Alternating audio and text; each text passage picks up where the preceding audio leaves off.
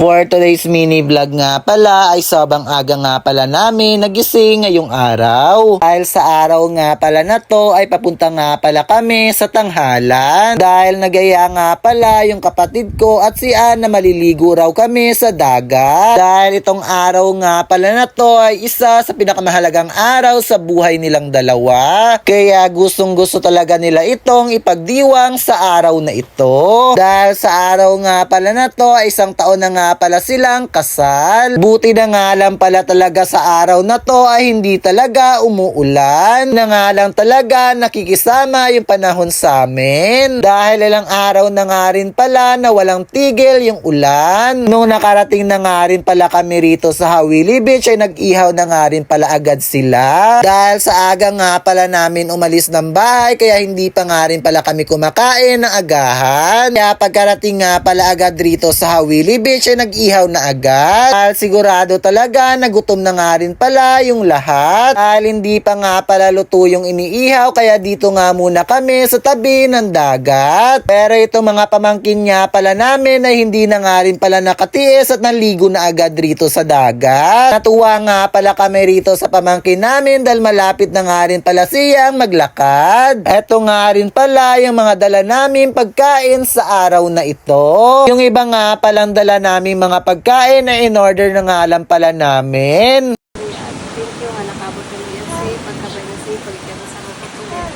I-bless ko pag-ibig ko niya sa aking mga vlog. Ngayon na kami. Thank you sa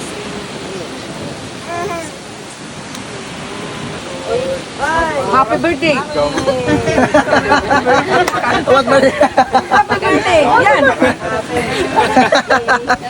Frank na! Happy birthday! Na-prank si Yan ah.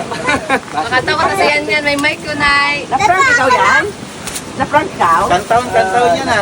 Sobrang alert nga pala dito ng mga pamangkin namin dahil hindi talaga namin sila naloko na merong birthday. Dahil tuwing may kaarawan nga pala ay sila talaga yung parating bida. Dahil nagpapalakasan talaga sila sa pagkanta ng birthday song. Dahil sobrang gutom na nga rin pala ako kaya lahat nga pala ng handa namin ay tinikman ko na. Nagkamay na nga rin pala ako rito dahil mas masarap nga pala kumain pag nakakamay. Lalong-lalo pa nga pala nandito kami ngayon sa dagat kaya mas masarap talaga. Mapapadami talaga yung kain mo dito dahil sa ganda ng karagatan. Kaya pagkatapos talaga namin ditong kumain ay sigurado talaga na maliligo na ako sa dagat. Buti na nga lang talaga sa araw na ito ay hindi talaga umuulan. Kaya masarap talaga maligo sa dagat. Kung parati nga pala akong late sa usapan ay mas malala pa nga pala itong pinsan ko. Sa kanya ko na nga rin para ibibigay yung best in late. Dahil busog na nga rin pala ako kaya ito na nga pala napatakbo na ako sa dagat. Kiramdam ko nga pala kasi ay tinatawag na ako ng karagatan. Sobrang miss na nga rin pala namin maligo sa dagat dahil ilang buwan na nga rin pala kaming hindi nakakapunta sa dagat. Pag gusto nga pala namin maligo sa dagat ay dito talaga sa Hawili Beach at tanghalan yung punta namin. Sobrang kalmado nga lang pala ng dagat dito at sobrang ganda pa ng tanawin. Kahit sobrang layo nga pala itong Hawili Beach sa amin ay dinadayo talaga namin ito. Alisa nga pala itong Hawili Beach sa pinakamagandang dagat dito sa amin. Kaya sa mga nanood nga pala nitong mini vlog ko ay maraming salamat po. Kaya dito na lang muna. Paalam!